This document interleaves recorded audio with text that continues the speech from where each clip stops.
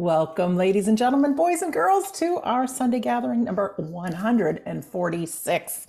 I am joined here by my bestest pals, Kerry McLeod, Phil Dykes, and Darren Wynn. And we've been coming here, yes, 146 weeks to share good stuff, share evidence of the afterlife, and more so than that, helping people through grief and helping you live a powerful life. We are one big community. We are little beams of light shining all over this globe right now. So proud that we have usually a couple of hundred people that join us here in our Zoom room, more or less. And then we have thousands that watch the replay, YouTube, Vimeo, and wherever else it can be. So we will do our very best to keep these positive, keep you coming back and letting you know that you are special, you are one of a kind, and you are part of our family. So with that, that's all I want to say for now. I'll tell you more later, but I'm going to pass it over to Kerry, who created our music and theme for today. Thanks very much, Sandra. And our theme moving into 2023 is better together.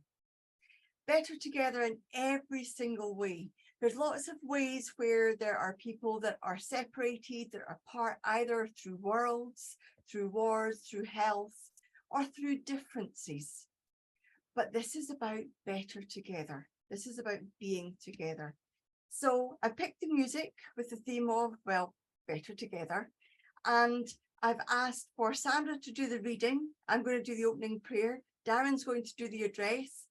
Phil is going to do the mediumship. And if there's any room at the end, I might jump on for a few contact or not. I feel ill all of a sudden. So you can do it all. No, I'm only joking. And then I'm asking Darren to close in prayer, and I'll see you at the end for words of the week.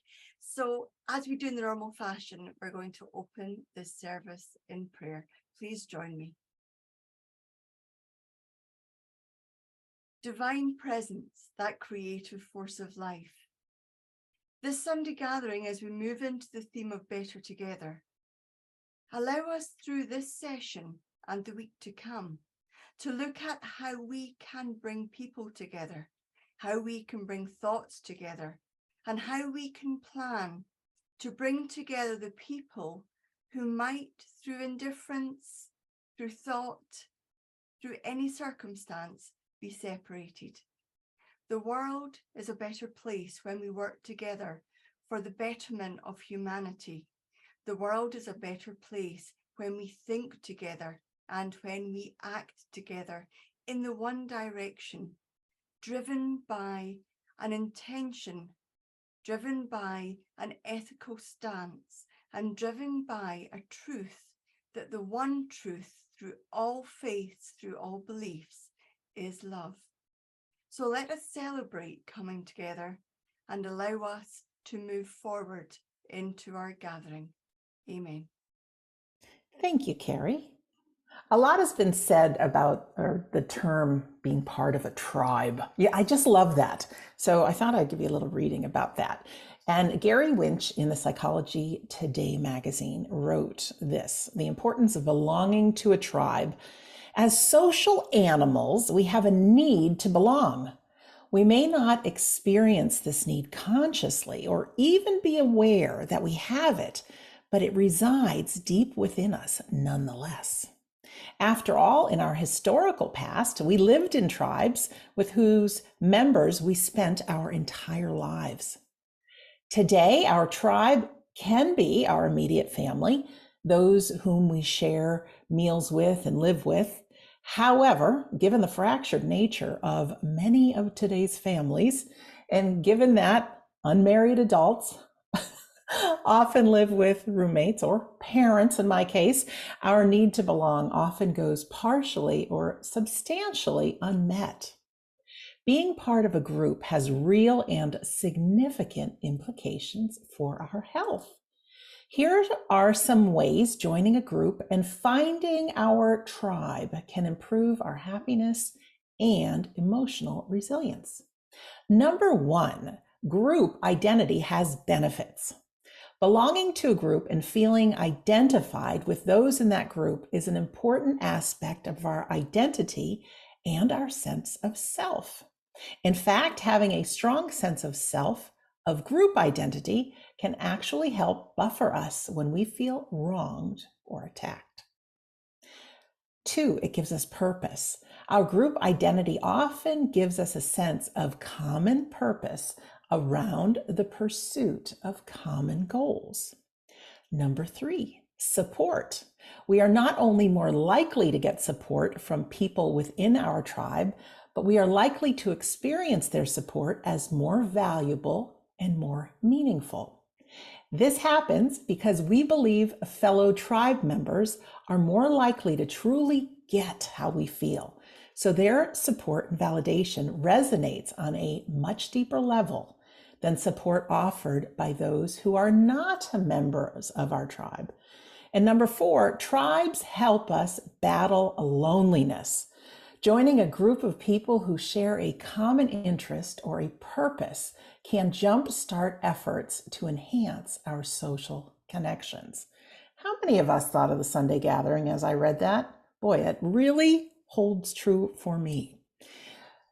Author Brene Brown talks of belonging. She says, true belonging is the spiritual practice of believing in and belonging to yourself so deeply that you can share your most authentic self with the world and find sacredness in both being a part of something and standing alone in the wilderness.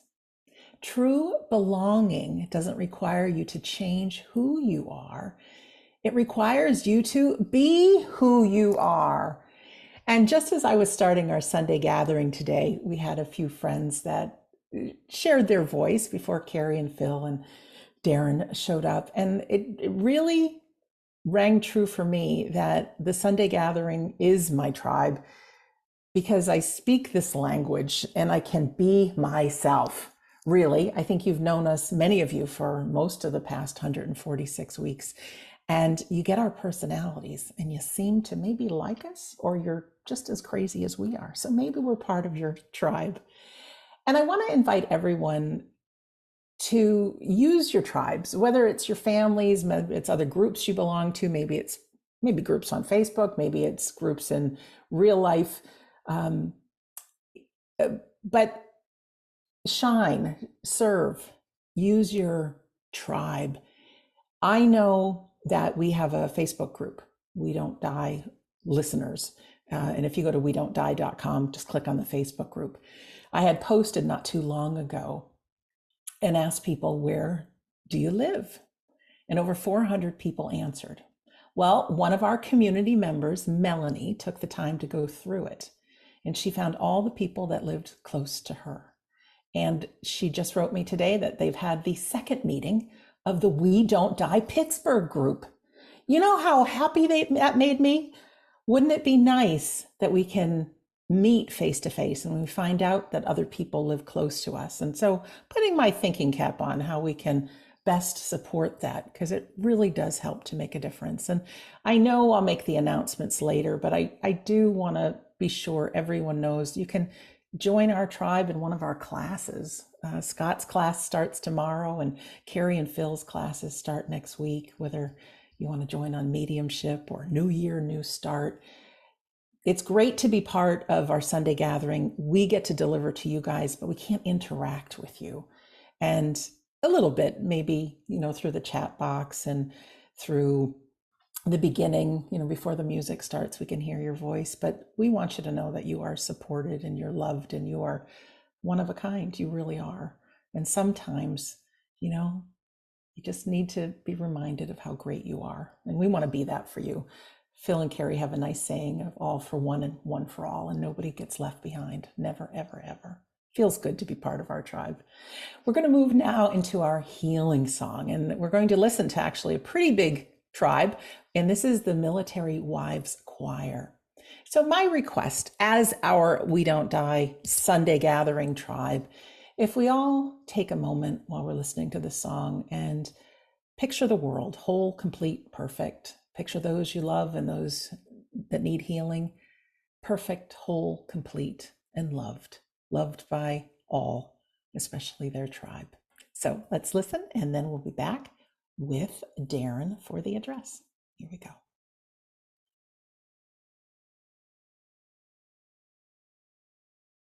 what a wonderful song to sit to that healing power. Now I'm going to give you the address, or my address. This week has been a constant reminder for me. It's like I've been living in Kerry's mind. Every Thursday I take my parents shopping. Like most of you, my parents are elderly and my mum has a lot of mobility and health issues. So when she goes out, she's in a wheelchair. So I take them to the grocery store, and I normally push the shopping trolley and Dad pushes the wheelchair. Then when we get back to Mum's and Dad's, I normally unload most of the shopping because I live in a little block of flats, which is for the elderly, shall I say, to be polite to those elders watching. And there's a lot of single elderly people in there. And I was talking to one of my mum's neighbours, who was a gentleman, you know, lovely gentleman, who lives on his own. And it's weird, as I was walking down the corridor, taking the, you know, shopping bags, I had this thought randomly come into my head. I thought, you know what, one day this could be me. This could be me coming back to my flat on my own. And I kind of had that sudden, you know, I don't want to be on my own. And literally, I kid you not, as I was dropping off the shopping bags, my phone went ping. And there was Kerry's message about the Sunday gathering and the theme being together. And I thought, wow, how, you know, how prolific is that, you know, I'm having this thought about being alone in my older age. And then I get this theme for the Sunday gathering come through. And it's kind of a laughing joke with me and one of my friends. We always have a laugh and a joke that if Scott goes first and her partner goes first, we're going to move in together, maybe end up in an old people's home together. And you know what? We said, we're not going to change. We're going to carry on being the people we are, probably going to cause mischief and mayhem, having a laugh, doing the things that we always do now. It won't change. And kind of seeing that theme being together kind of brought those memory that, you know, from what was a somber moment and a sad moment going through my head, it kind of cheered me up and brought that happiness back. Most of you know this week or the past few weeks, myself and Scott have been moving house. And it's been one of the most stressful, I cannot believe, moments I've ever experienced. It's probably taken about 5 to 6 weeks. We've gone from one end of town to the other, so we've been doing a lot of it by car. But, you know, Scott's been away for a week. We've had heavy snow, we've had ice, we've had, you name it, we've everything that's been against us for this move. And it's been so stressful. And there's been moments where we've just wanted to sit down and cry because it's been that bad. You know, we're trying to run the cafe full time.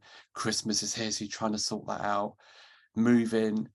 And we vowed we would never, ever move again around Christmas time. Doesn't matter what happens, we will never do it again. But you have those moments, you know, everyone else is busy, everyone's got their own lives to lead. And then thankfully, Scott's mum came to the rescue. She said, I will help you. And do you know what? That it was only one extra pair of hands, but do you know what? It made a difference. Doing it together, it made it easier. We had laughs, you know, there was times we could have cried and we just burst out laughing. And it was the last moment we was about to move out. Everything was cleared out of the house was all cleaned. I think it was on Thursday because we had the keys back on Friday. Literally, we were about to leave the house, all done, all spotless. Next minute, we could hear running water. What is that? We opened the cupboard under the sink. The pipe was pouring with water. I stood there and wanted to cry because I thought, this is it. We're finally rid of this house. And you know what? We all just, his mum Taryn had said something and we all just stood there in laughter. And if she hadn't have been there, I probably would have cried. I probably would have screamed. I would have done all sorts. But again, just being together, bringing other people into the mix, it can make it a bad situation, or I deem bad, to be a lot better and a lot more fun and laughter. And on one of the days, me and his mum had to go down to, because we're going, believe it or not, because we're moving across town, but it's from one county to another. The county borders within the town. And we had to go to our capital. I don't know if many of you have heard of a place called Lewis. It's a really old town, cobbled streets, and it's on the south coast. And I was getting infuriated because it's a very old town. It's narrow streets, cars parked everywhere, and I'm trying to get to the local government building. Oh, it was a nightmare. And I remember being in the car saying a few things about this narrow, all these narrow streets and these cars parked inconveniently. And then his mum brought up a story about the World War. Can you believe it? Of all things, we started talking about the war. And she said, did you know back in the war, Lewis was one of those places during the war, a lot of cities were evacuated, or children was evacuated from the big cities to the coastal countryside for their protection. And she said, and Lewis was one of those places. A lot of children was evacuated down to Lewis from London. And she said when one of her daughters was at school, they did an exercise as part of a World War themed thing where all the kids from the class got on the train. All they had to wear was a name tag, nothing else. And once they arrived in Lewis, they had to stand at the station, and families came and picked which child they would take to their home to look after. Exactly how they'd done in the war. And then we kind of started talking about the war and how people behaved, differently. You had streets of people coming together, you had towns coming together, you had cities coming together, you had the whole world coming together. And yeah, nobody wants to see war or experience war, but look how much better and how much easier it was when people came together. A bit like us, when you go back 3 years, we was only talking about this the other day, 3 years ago, we was all entering into something that nobody knew anything about. The coronavirus pandemic was 3 years ago this month. And if you think about it back then, oh my God, I don't know about you, but there was so much fear within the media and the unknown. Oh my God, what's it going to do to us? How are we going to live? How are we going to survive? How are we going to cope? But look how we got through it. We're sitting here 3 years down the line, and we were talking yesterday. We look back and think, how did we do it? Simple. We all came together. Same as well. We had towns, streets, cities, the world. We came together as one. We got through it together. We had our scientists and experts kind of telling us how to help each other with this pandemic, what to do, what not to do, how to stay safe. And I know, like myself, I was helping the elderly people in my town, and we got through it. We got through it together. And when we look back now, January 2020, we looked forward and thought, oh my God, we're never going to get through this. It was so scary. We didn't know what to expect. But we've done it. And we've done it by coming together. It was only yesterday somebody told me I had to watch it because I never watched it. I was too busy moving. But President Zelensky done a speech to the Senate just before Christmas. And people were telling me how emotional, empowering, thought-provoking it was. So I went onto YouTube and watched it. And do you know what it was? He was talking about his country coming together, standing strong, not being defeated. They've got everything going against them at the moment, but their willpower, the determination and strength they've built by uniting as one is getting them through this horror story they're living through. And he spoke about Christmas in particular. And he said on Christmas Day, there could be bombings and all sorts going on. He said, but families will retreat to their shelters and they will have their Christmas dinner as best they can around their table, but they will all be cheering each other up. They could be sitting there, understandably, probably how we all would be, thinking, oh my God, how could this be happening to us? What's going on? But he spoke about the positives of families being together at Christmas and cheering each other up, helping each other to be happy as best they could. And he spoke about Ukraine as a country, but he spoke about Ukraine within the context of the world. And some of the things he spoke about, the Ukrainian people are strong. They've built a strong community, a strong country. They're strong people. They keep up, they're very determined, got a strong willpower. And they've built that unitedness together with us as a world. Then he spoke about strong security guarantees that's been done together with us as a world. He spoke about fighting for freedom together with us as a world. And he spoke about fighting for democracy together with us as a world. And, when I listened to his speech, yeah, it was empowering, it was emotional. But when you looked at all what it surrounded, yeah, again, like I said, nobody wants to go or live through a war. But you know what? We're getting through it together. We're helping them. We're doing, everyone throughout the world is doing what they can to help this nation be as strong as they can and to get through these tough times. And hopefully, there'll be some kind of resolution shortly. but a lot of his speech was about, working together as a world. And I think for me, it was very, very powerful. Being together, I said at the beginning of my speech, I was walking down the corridor of my mum's thinking about being alone in my elder years and what am I going to do? How am I going to survive? And then I thought back to friendships, when we look at some of our friendships and what we've done, where we've been. And I know we've spoken about it many times on here before, but I thought I need to mention it because you can all relate to it because we've spoken about it. Disney. We here, all in front of you on the camera, Phil, Kerry, Sandra, Scott, we've all been to Disney. I'm sure you've heard many times. But can you imagine? I know some people have gone to Disney alone, but we done it together. And when I look back, when I'm having those down days or those, miserable days, I think back to fun times, fun memories, pull out photographs, and I look at the photos from Disney and I remember the screams, the laughter, the fear of some of the rides. But you know what? We had fun and we had fun together, and you could not change that for the world. And I'm sure some of you can relate to that as well. You've been on holidays with people, you've had fun times together. We've all just had Christmas. You probably had great, fantastic Christmases with, with all your family around the table. What great memories and fun have you all had? Why? Because you was all together. And if you look what we've got here in front of us, I know Sandra said it's 146 weeks we've been doing this Sunday gathering. And you know what? We're doing it together. Each and every one of us here in front of you has our own strengths, our own fears.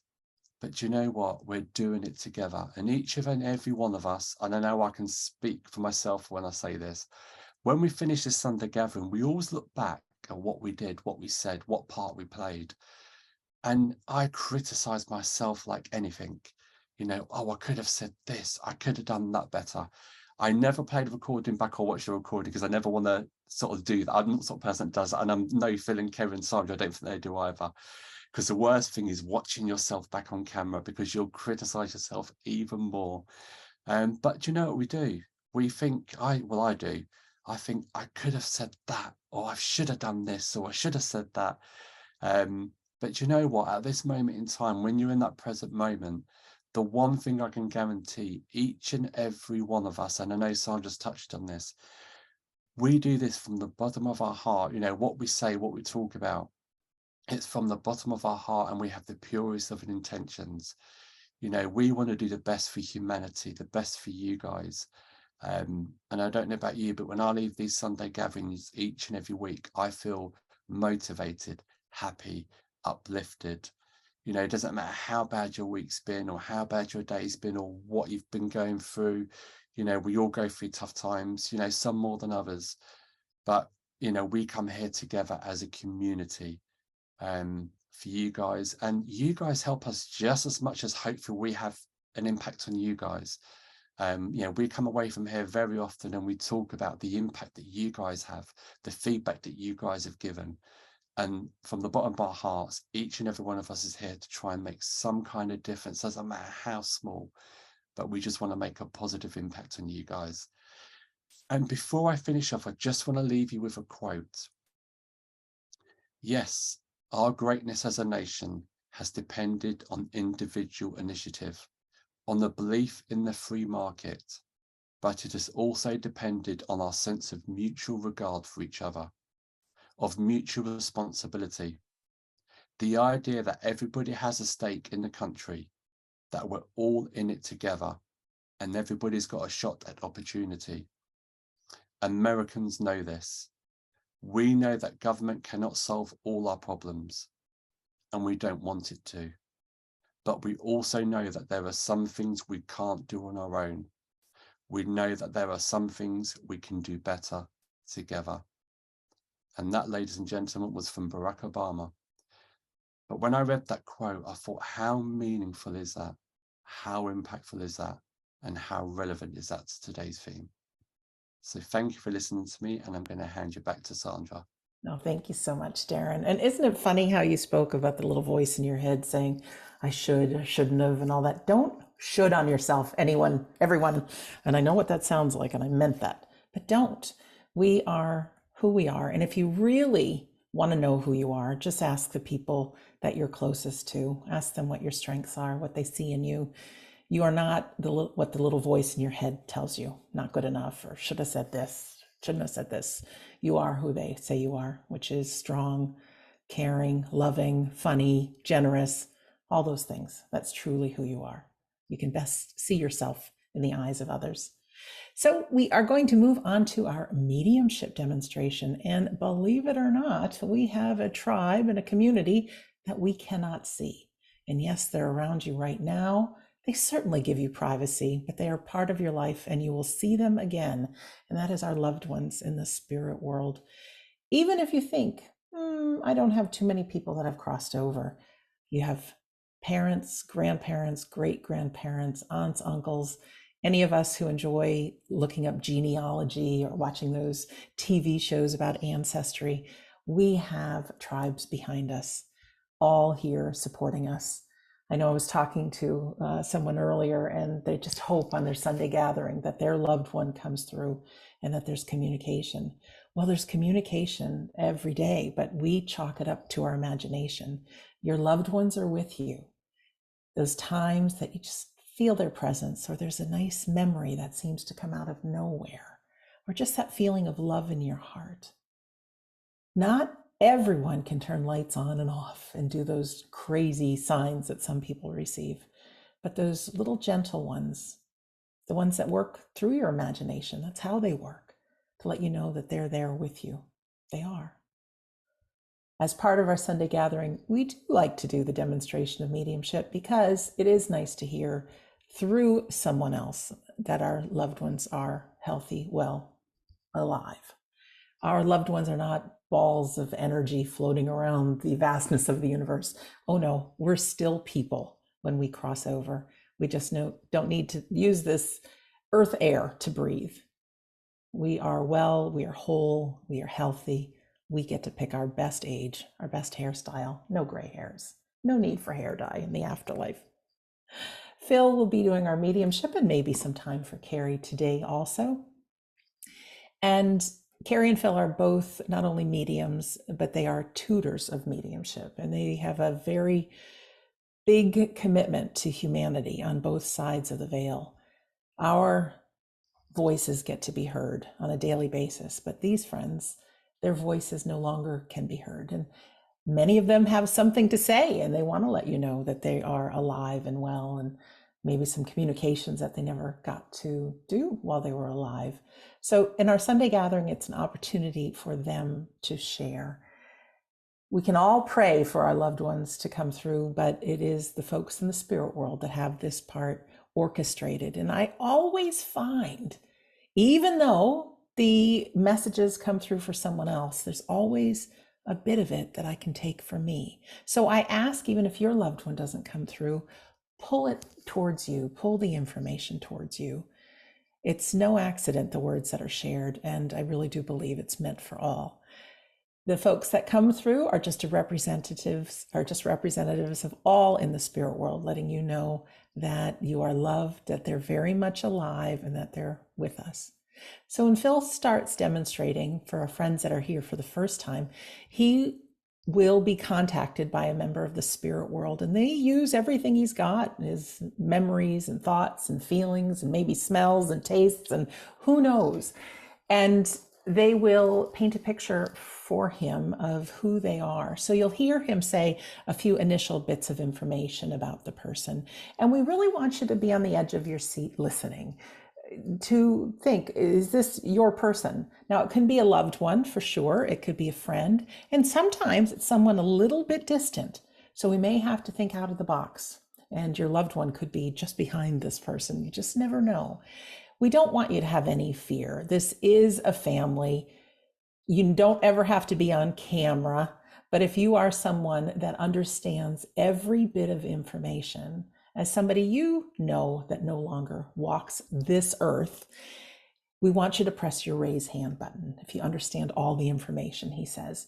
So I do know that this is a good place to stretch your finger. Go find that raise hand button on whatever device you are on right now and press it for me, would you? I love that. This is audience participation. I just love it.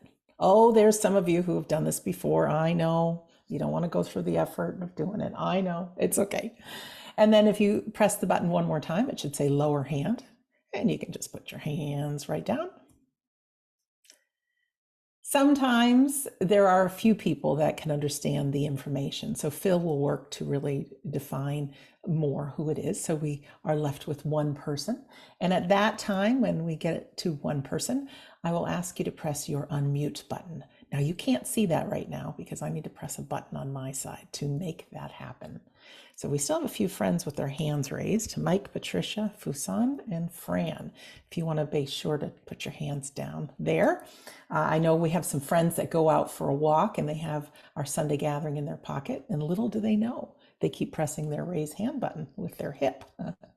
If you are working with Phil or Kerry, let them do the work, let them deliver the information so that you know that they are bringing through your person, that it's not you volunteering the information. So with that, all we need from you is to say yes or no, or possibly I don't know, to the information that's given. I do know that we get very excited and we want to share. We hear it every week. We want to share, but do your best to just say yes or no. Okay? Can you do that for me? I think you can. All right. We are going to play a song. Always a feel-good piece of music. It's something I'm sure you know. There could be a little Sandra magic put in there, possibly. I think there is. Just to get everyone feeling good. And sit back, relax, rejoice.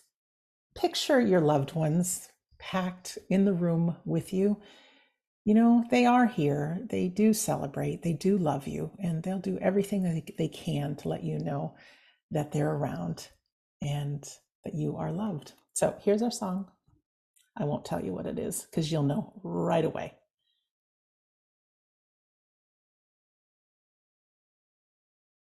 Oh yeah, we are family.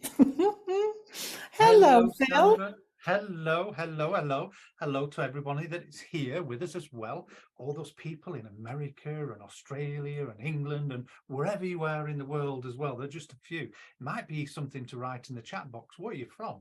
Which nationality you are? And it helps us know where our family extends to. That'd be a really good idea, actually.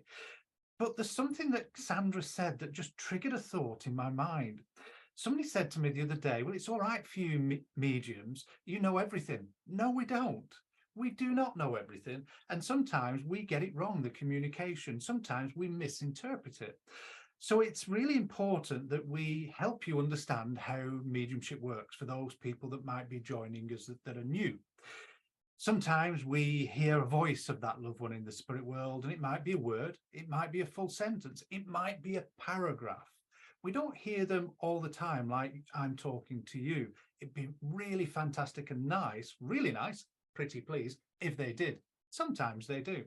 Sometimes we see pictures within our minds. Now, the detail in them pictures can be very, very complex. And sometimes we get impressions, feelings, sensations, and we've got to do our best. And what they do, as Sandra said, they use the human faculty, what we call the mind. And it's that mind that impresses us and leads us in a certain directions from how we receive those impressions and those feelings. So sometimes we slightly get it wrong, or we have to relook at the information. So don't be scared of saying no to us. Please say yes, because that makes it all sound really, really good. But also, as Sandra said, if you understand it, please come forward. It makes it that little bit, even if there's a little bit of a doubt in there that there might be something not quite right, but it makes sense, come forward, because sometimes when we work with it, it'll open up even more, and basically we can really get to work with that person in the spirit world and really repeat their words. And that's really important. It's their evidence, not mine, not Kerry's, not any other mediums. It is how they communicate with what they want to say. And sometimes it's not probably what we think we might hear. But there again, that's how it works. That's my little bit anyway, ladies and gentlemen. And I do know I've got somebody with me because I've just heard somebody say, get on with it. Okay, so that's absolutely fine. See, the spirit world have a sense of humor as well. So, okay, that's fine. Somebody's got a real sense of humor, making me laugh. So as I become aware of the spirit world here, I know I've got Mother with me, and I know Mother was a force to be reckoned with. I know that she could speak out, she could speak her mind, but I also know with her, she was very independent and would have very much lived a part of her life on her own. So I know Mother was separated, divorced from Father, and I know it feels like Mother didn't carry on and, how can I say this, meet somebody else. It feels like she lived that independent life. But I feel it was her choosing to do that. But I also feel with Mum that she passes very quickly to the spirit world, and I do believe it's a heart condition that she would have had. So I know I've got Mum, I know she's incredibly independent and strong-minded. I know that she was divorced, lived alone, but I also know she passed with a heart condition here as well. Thank you very much, Phil. All right, And ladies heart and gentlemen. condition is a heart attack, nothing else. Heart attack. Okay. Yes. All right, friends. Who can understand this lovely lady who now resides in the spirit world? Press your raise hand button. All right, Phil, we have two fine folks with their hands raised. Okay, fabulous. I do believe with Mum, there should be memories where she would speak her mind to the person I want to. I actually feel it's a lady. I actually feel that she would have spoke her mind to the daughter. And I know there was no prisoner. She spoke the truth. There was no hiding from it. She could be quite blunt and to the point. Thank you very much. Well, we have Eileen, and now we also have Gary, but Gary could have a lady with him. Would you like to hear from one of their voices, Phil? I'll speak to Eileen if that's okay, because I did feel it. So if it's wrong, we'll go to Gary. All right. Hi, Eileen. Hello, Eileen. Hi, how are you doing? I'm very well. Happy New Year to you. Happy New Year to all of you. Thank you very much. So with your mum, would you understand where she was a very direct lady? Yes. And would you understand that with your mum, she didn't hold back? She said her truth. Absolutely. And even with yourself, sometimes it was a little bit close to the mark. It's a little bit painful to hear. Yes. But I also know she wasn't being derogatory. It was just her way or the highway, if I can put it that way. Yes. Because it just feels with her, and I'm not going to say she was a black and white person, because I don't feel she was, because I feel she was quite complex, but I feel it's the hardships of life and what was dealt to her through life that made her the way that she is. I believe so, yes. And I also believe that she, how can I put this? She wouldn't rely on others to do things for her. She would or she wouldn't? I didn't hear you. She wouldn't. That's true. Because I get the impression I don't want to ask favors. I don't want to ask for help. It just feels that I want to make the most of life here in my way. And I want to say I'm a little bit of a creature of comfort. I do things the same way. There's that routine with her. Yes. And would I also be right in saying she would never explain anything to anybody? She'd just do it her way. Yes. Because for me, she's a medium's nightmare. She's just letting me go with it. And again, she's not explaining things to me. But I also feel as well, sometimes when you got her in the right mood, she would enjoy being this way. Yes. Because I just feel there's a sense of humor with her, that it's a case of just making the most of life and getting on with it and not moaning about what life deals you. Yes. Would I also be right in saying that your mum didn't like to go to the doctors? That would be a yes and no. That's a hard one. Bear with me, because it just feels like she knew, or she had the mindset what she thought the doctor was going to say or diagnose. Yes. Because it just feels, what's the point in going there when I'm going to be told what I already know? And I just feel there's a reluctance there. And when I say a reluctance, it feels that I would only go at the very last minute. Yes. When things are too much.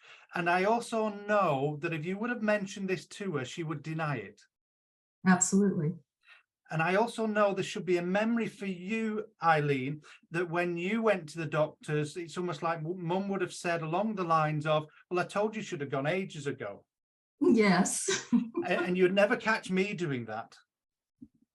Yes, that's Because again, it's just that impression, because I just feel butter wouldn't melt in her mouth, but it's almost like she's not aware of how she is at times when it comes to things like the doctors. But would I also be right in saying she expected as much as she could for the dollar that she had? yes. Because it feels like she would really go to town on salesmen, really be hard to sell to, and very much play that hard life syndrome where she'd get probably the most out of people. And I feel she was quite good at that. Yes, she was. Okay. And I also believe as well, she was quite thrifty with the money. She wouldn't waste it. Yes, that's true. And I want to say, when it says she was thrifty and wouldn't waste it, it feels where I want to talk about material possessions. It's almost like food and things around the house. Yes. That's fine, because it just feels where mum wants to come around you, and it's almost where I want to say you're very much the opposite. I'm not saying you waste money, because I don't believe you do, but I just feel that you appreciate life a little bit more and really have an understanding of life. Absolutely. Because mum says since she's passed, your mindset has grown so much and opened so much. You're a different character from all those years ago. I agree with her. Okay. You don't have any choice. That's the way that she's saying it. But I also know that she would slip one-liners in and sarcastic remarks at times. Absolutely. Because again, I just heard that, because when we hear something, we just say, "Why, it's so much easier if you just talk to us." But again, I know it's down to them and how they bring it here as well. But would I also be right in saying your mum would have lived in an apartment at one time as well? Yes. Yes. And I want to say that she would have been a few floors up, Yes, absolutely. Mhm. because I want to say I could see across other buildings. I can see over other buildings. Yes. And I want to say I can almost see to the center of a city. Yes. And it's almost where she's positioned. If I look from the front of the building to the right, I can see almost like the financial sector, the big tower scrapers. And to the left, it feels like I'm looking more at the suburbs and where people live. Yes. But I want to say in the distance, far beyond that, there must have been either mountains or hills as well. No. Then where have I gone wrong? Because I do believe you, but I'm going to question mum for a second. Then if that's, thank you very much, my mistake. Would I be right in saying where mum was, she got an extreme amount of sunlight into those windows? Yes. And sometimes the sun was quite blinding. Yes. Because now I understand the shapes that I saw and made a mistake of what they were. I know it's the sunlight and I know it's blinding, but I know it's almost where mum looked out at that view and of life and wished for those better things. But I know this is about her communicating to you about where you're looking forward to better things in life. Yes.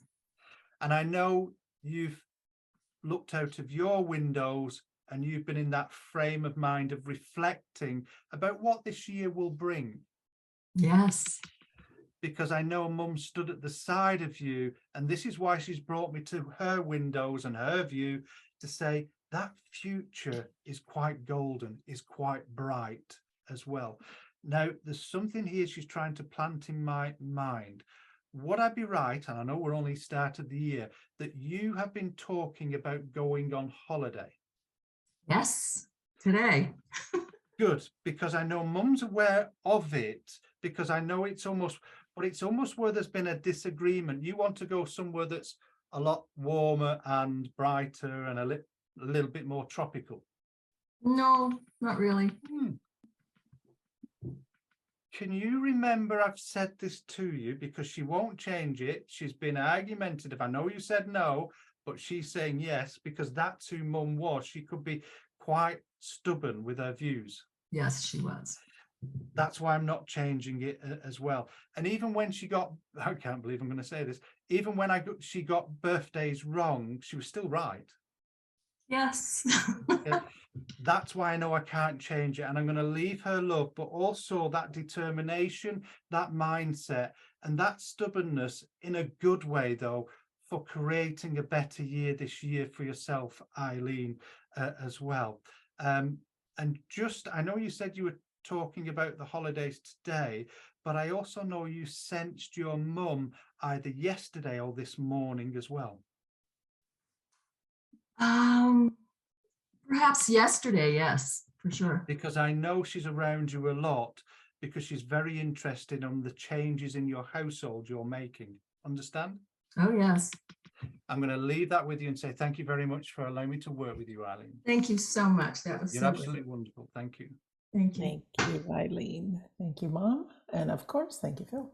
Do you know, when I started talking at the beginning, I knew I was going to get somebody stubborn and a little bit awkward and not do what they're meant to do. But that's the way it goes, ladies and gentlemen. Okay.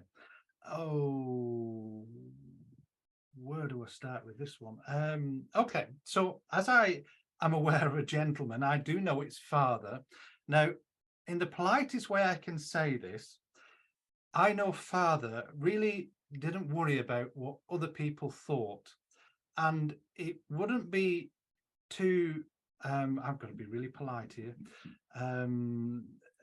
It wouldn't be unusual if he had something that was irritating his nose and he had to get it out. I think we know what I'm trying to say there.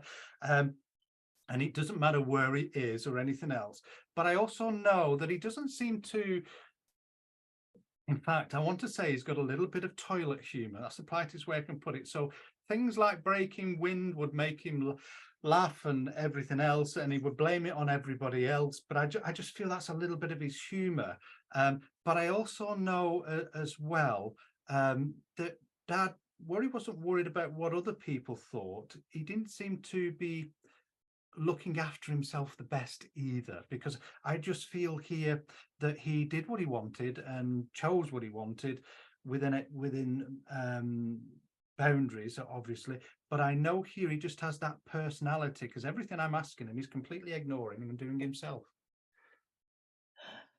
Thank you, Phil. All right, ladies and gentlemen, who understands this gentleman, Dad? And I also just want to add something in, Sandra. I know he could be, again, like Mother, a little bit opinionated, so he would be quite blunt to the point. Thank you, Phil. We have Lisa and Allison with their hands raised. So 2 people. 2 people, that's fine here. I did expect a few more. Let's just have a look.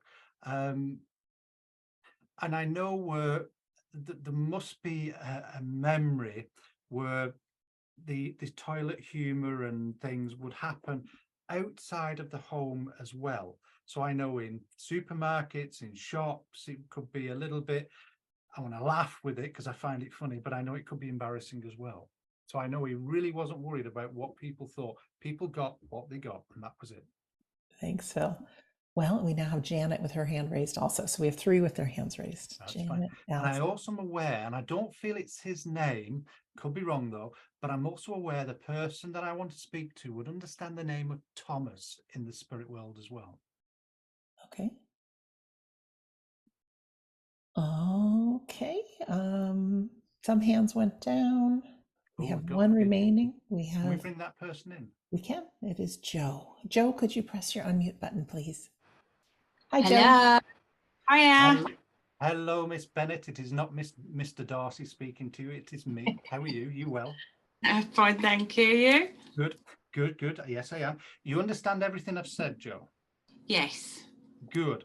And would you understand where Dad would break wind and blame it on other people? Yes. And would you understand where sometimes he would be, I'm trying not to laugh with him, he would have silent but deadly ones that he would just waft in people's directions? Yes. Okay. And it's almost where he would find that quite amusing and he'd be chuckling to himself before people realize what had happened. Yes. I also believe with your dad, Joe, that he could be quite opinionated. Yes. And if I said that some of his comments were not politically correct, would you understand? I would, yes. And when I want to say unpolitically correct, I know they could be rude, they could be lewd, and I also know they would be not always well received. Yes, yes, and yes. Okay, that's fine. Because some of the things I'm hearing, I think I wish I could talk about and wish I could say, but I know that it would offend people. But I know that was your dad. But I also know here he would like the. I want to go back. This shows my age. I want to go back to the 1980s comedians as well. Yes, very much. And Yes. some of those would be banned now, but they got away with Yeah. so much. But if I said your dad like the ladies as well, Yes. because I just get the impression of Benny Hill where his eyes will pop Yeah. out when a lady would walk past, because I feel this is how your dad would be. Yes. Yeah. And he loved the Benny Hill show as well.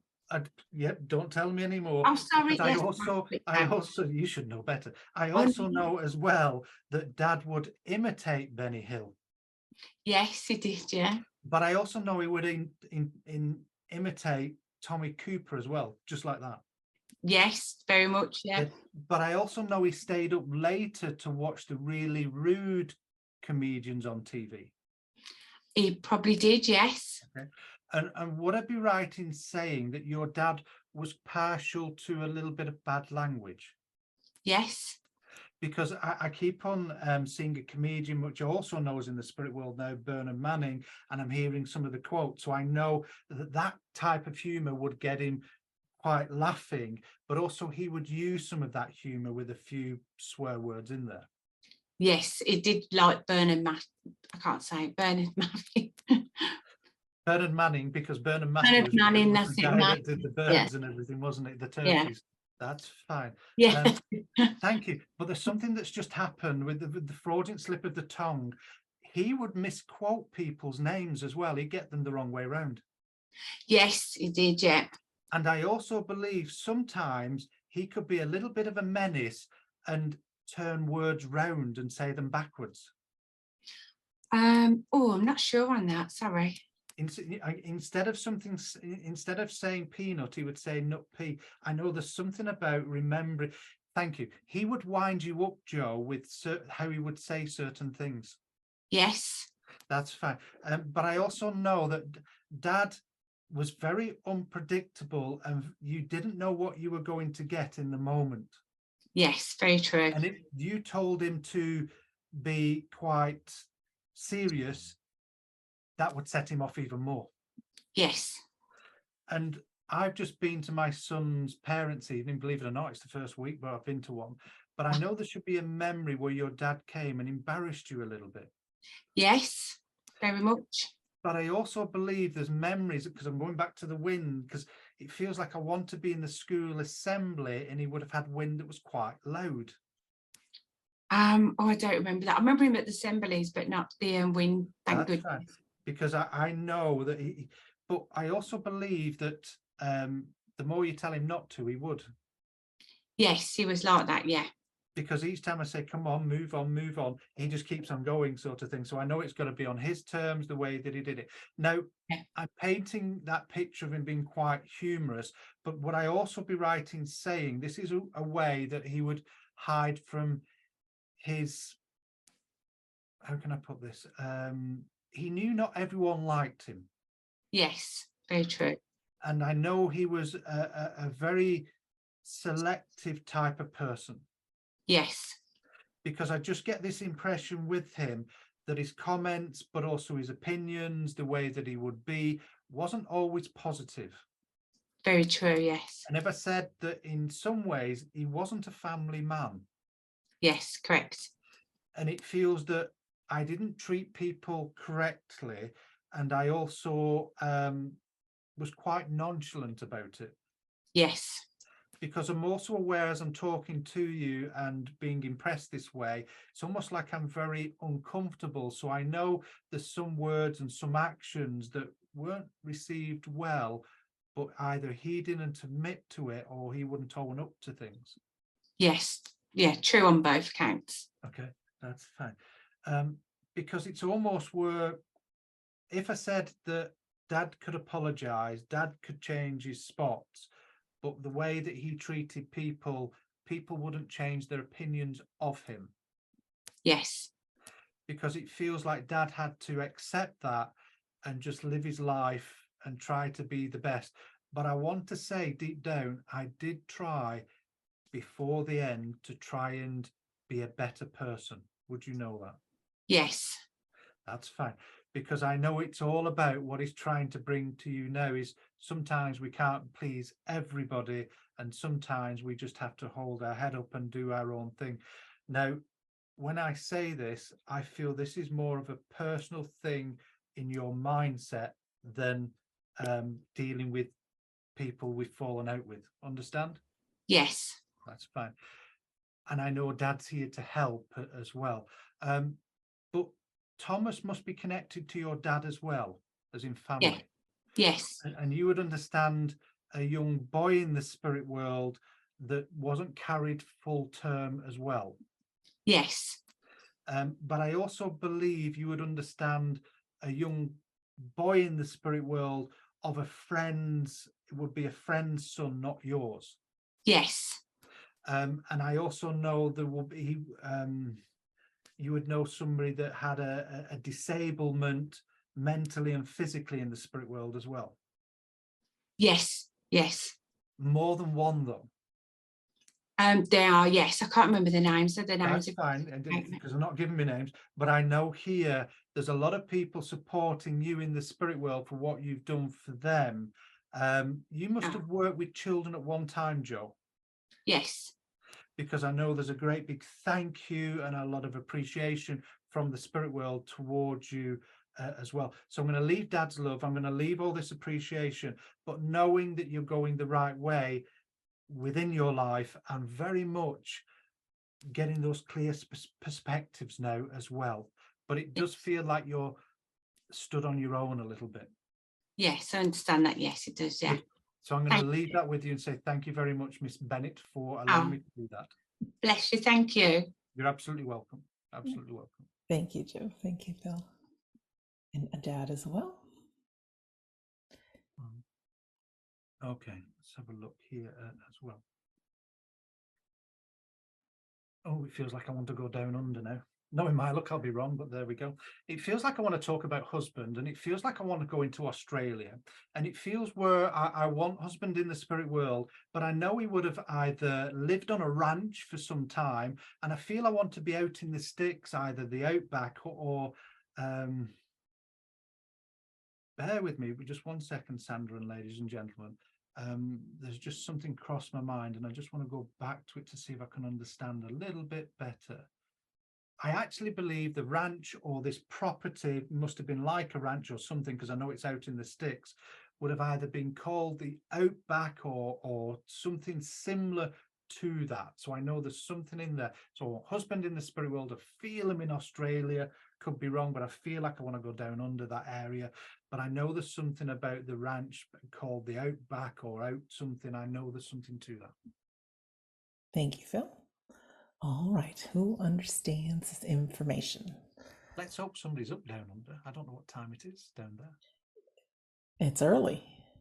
7 o'clock in the morning, I think.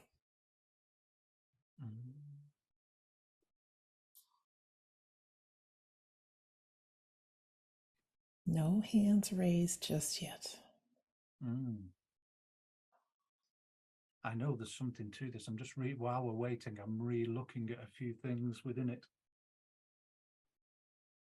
I do feel that either, if it's not in Australia, I want to say the gentleman's from Australia, because I know that I'm really getting that strongly. But I want husband. I can let go of the husband because I can get the relationship wrong, but the information must stay right. But I know there's something to do with ranches or horses, and I know it's to do with being out in the sticks. So let's just see if somebody understands that. Okay, so it may not be husband, but the rest of the information stands.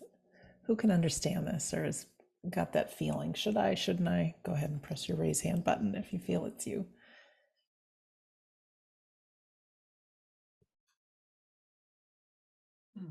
Nobody's going forward. That's fine. Just give me a second just to relook at this. Just hope nobody's making a cup of tea, as they say. That's fine. I can't change it, Sandra. I know there's something here. I actually feel I'm in Australia. I can't change it. I actually feel that I want to be down under. I'm going to stick to my guns. I'm going to look at this slightly a different way, a little twist to it. I want husband in the spirit world, but the person I want to speak to within the family must be either linked to Australia, as in they had family that lived over there, but I know there is something about a ranch or a property that's in the outback. I know there's something either hill. Oh, I keep on seeing the same image. It's either hill ranch or something to do with the outback. I know there's something there. And I do believe somebody's not speaking up or holding back.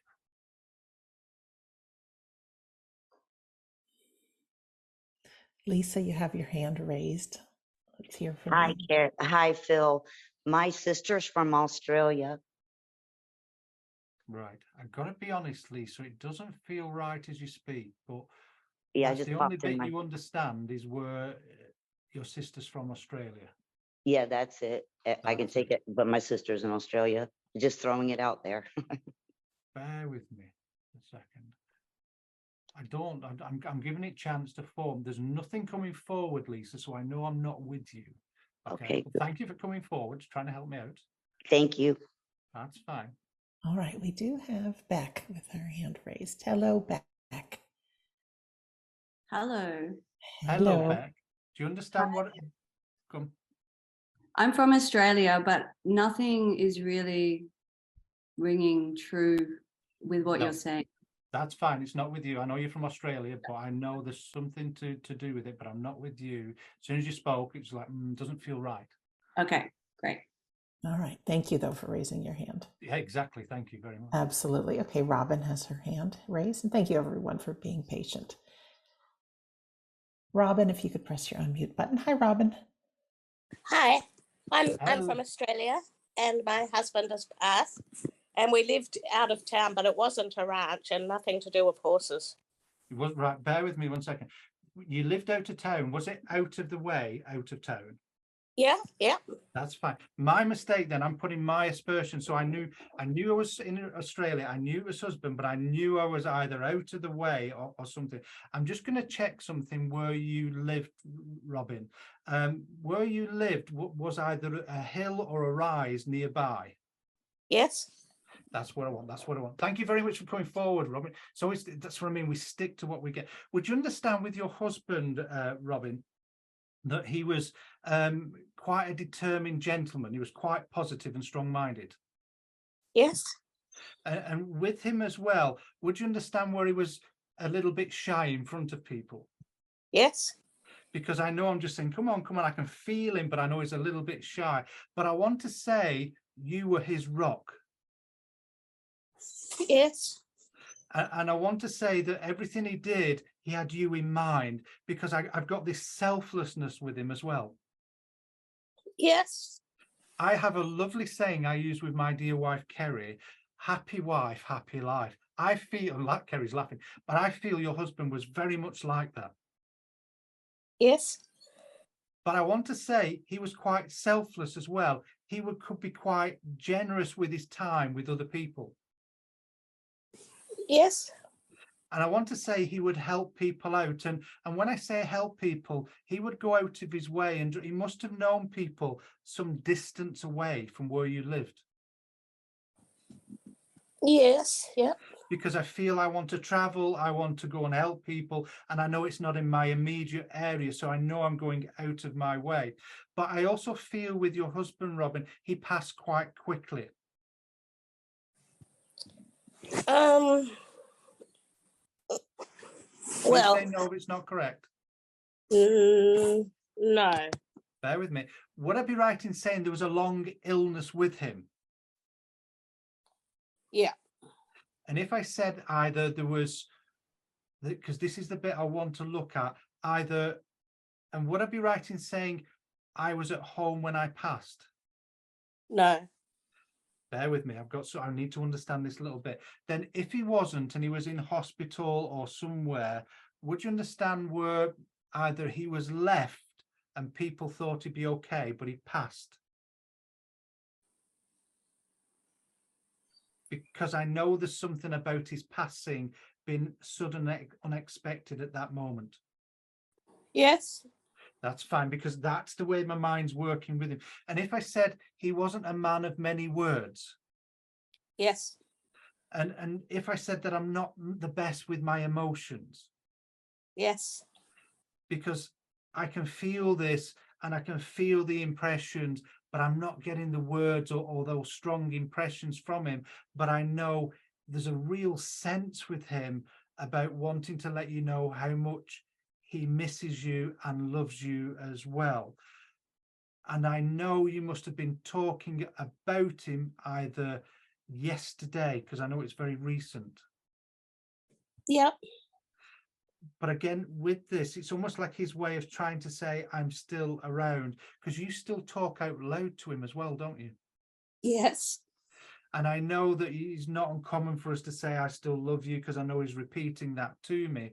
But I know that it's almost like at night you say good night to him. I do. Yes. Okay. But I also know as well, you quite often sit going through photographs. No. I'm believing you when you say no, but you must have had a photograph very recently of him where you were talking and thinking of him as you held it.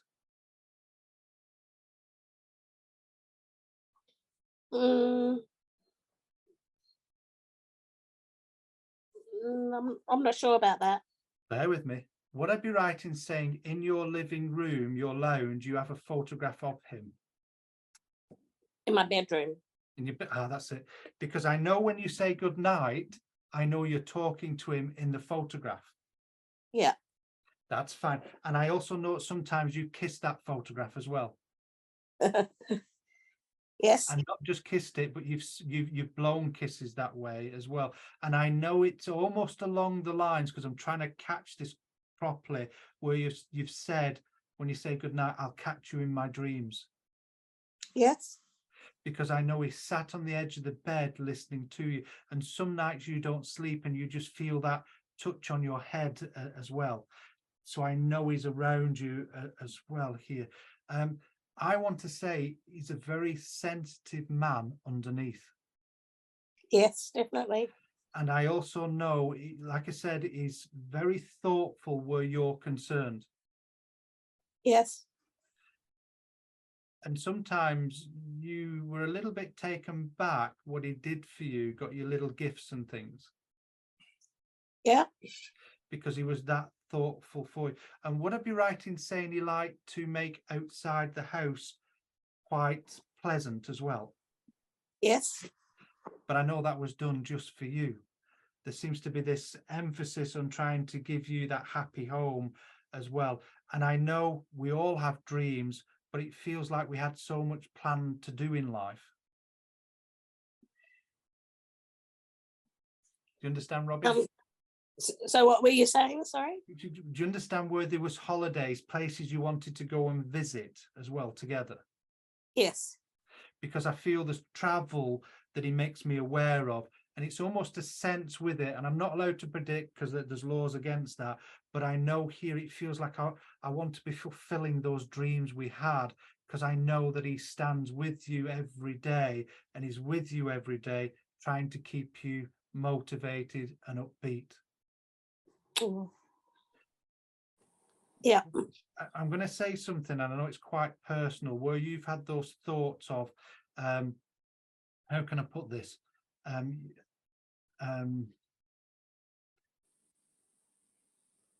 I know you will never do this, but it just feels where you've said, I'm counting the days until I meet you again. Yeah, I've certainly said that. Okay, because I know he's making me aware of it. It's his way of just proving he's around. It's what we call that continual life evidence, where he seems to be not about proving him, but proving he's around you.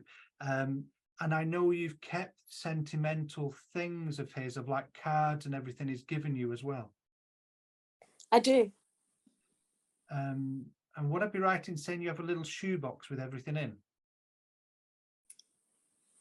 I've got a box with his ashes in it. No, that's completely different from a shoebox. And no, bear with me. Yeah. You must have at one time in early days kept things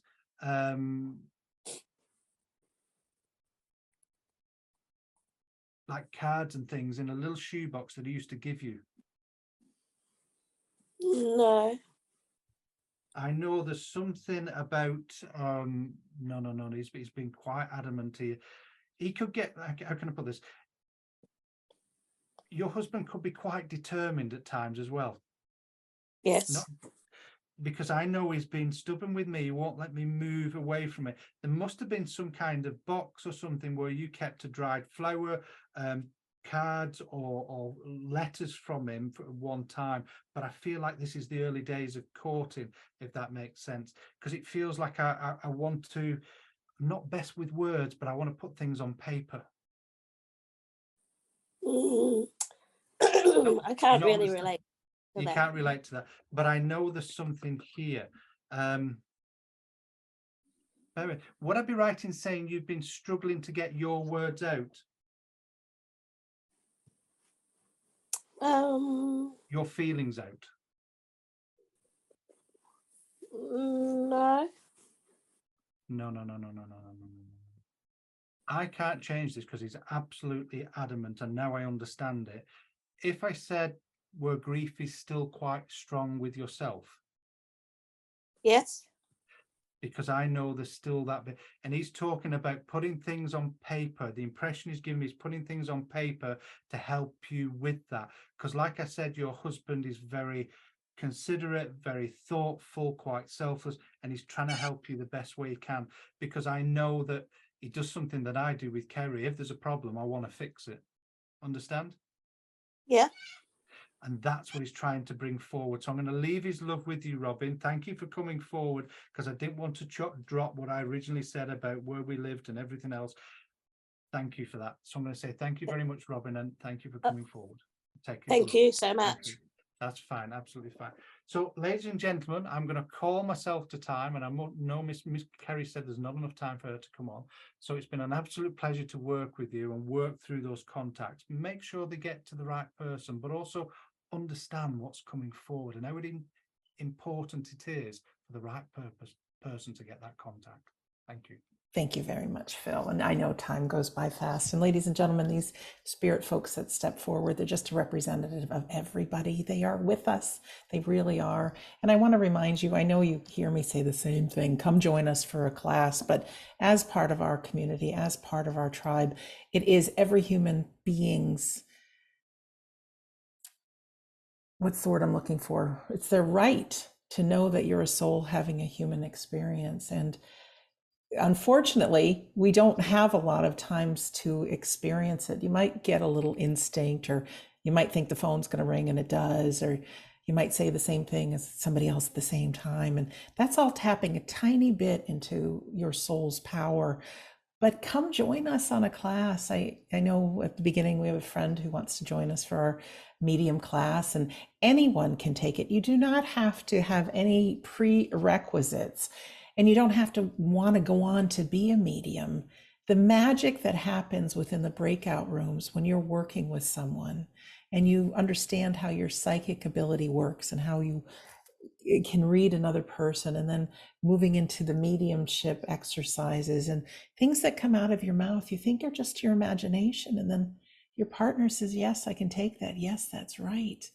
You can be such a gift and be in service to other people. And they're fun, you know, Kerry and Phil and myself, and I'm sure you've met Scott on our Fridays, on our demonstrations. But there's so many good things going on. And if you're not interested in mediumship, no problem. There's a great class called New Year, New Start that's happening next week with Kerry and Phil. Those classes will be 6 weeks, and really to support you and who you are. And a lot of times we don't believe our dreams can come true. We've built up some story about ourselves that we can't have. And I'm just asking you to go back to that little kid where every dream is possible, because every dream is possible. Tomorrow with Scott Milligan, we start our January classes called Trance in the Altered States. It's a wonderful opportunity to find out more about trance mediumship, but also if you're just interested in learning to quiet that mind and be still and feel the love of the spirit world, that's a great class as well. Of course, everything we offer has a money back guarantee. We are here to serve, not to take advantage of you. Absolutely. Also, just a shout out to our friends who have donated to our Sunday gathering. Thank you for making it possible. Thank you. Sometimes you put bread on our table. You do, and we really appreciate that and making it available to others. Kerry, Phil, and Scott are going to start traveling in 2023. So you want to be sure to go to the WeDon'tDie.com homepage. You can check out the store, see everything that's coming up, see what travels they've got coming up. If you want to join our Facebook group, that's found also at that site. And I have over 500 episodes of my different podcasts all about the afterlife. So we are here to serve. We really are. So with that, I think that's it for announcements. I'd like to send it over to Kerry for some words of the week. Hi, Kerry. Hi, thank you very much, Sandra and Darren and Phil, for taking part. And ladies and gentlemen, thank you for being here. Oh. It really is better together, isn't it? When we can all come together in the one space. I know we've got our own gatherings. We've had the Galt gathering. We've got many more this year. We called it that because a gathering is about people coming together. The Sunday gathering is about us all coming together. I know there's different reasons that we come together on this day, whether you're watching on a different day of the week or joining us on Sunday. You all have your reasons for being here. But please know that that world unseen, that spirit world, that world where people are invisible, they go invisible simply because our physical eyes cannot see them. Our spiritual eyes can, though. So bringing people together, being better together, is about acknowledging those people in the spirit world, acknowledging those people who seem to be invisible. They aren't. Keep them alive. Speak to them as if they were here, because they are. Speak to them as if you're telling them about your day, because they're interested. Speak to them about the things you remember, because they want to know how you remember them. That's how you keep that spiritual connection together. Everybody is better together within their tribe, their community, their family, or the family they choose. We call them friends. So whatever you do this week, allow yourself to appreciate people within that invisible world and people within the physical world, because we really are better together. I'm going to pass to Darren for the prayer. Thank you for those wonderful words, Kerry. And it now falls upon me to bring this gathering to an end. So if you'd all like to close your eyes and join me for the closing prayer. We'd like to thank our friends, brothers and sisters from across the world for coming together here today under that banner of We Don't Die, and for allowing us all the opportunity to enjoy the joy and celebration of uniting two worlds together as one, which is made all the better when we truly unite together as one. We'd like to express our sincere thanks and gratitude to all our friends, helpers and loved ones in that world we call unseen, for being here with us today and each and every Sunday for our Sunday gathering, for allowing us to feel that unconditional love and allowing us to hear your words and thoughts through our workers here today. Each and every one of us deems it a joy and a privilege to work on your behalf and represent your world here within this world. And we truly hope we've made you proud and we've done this to the best of our ability.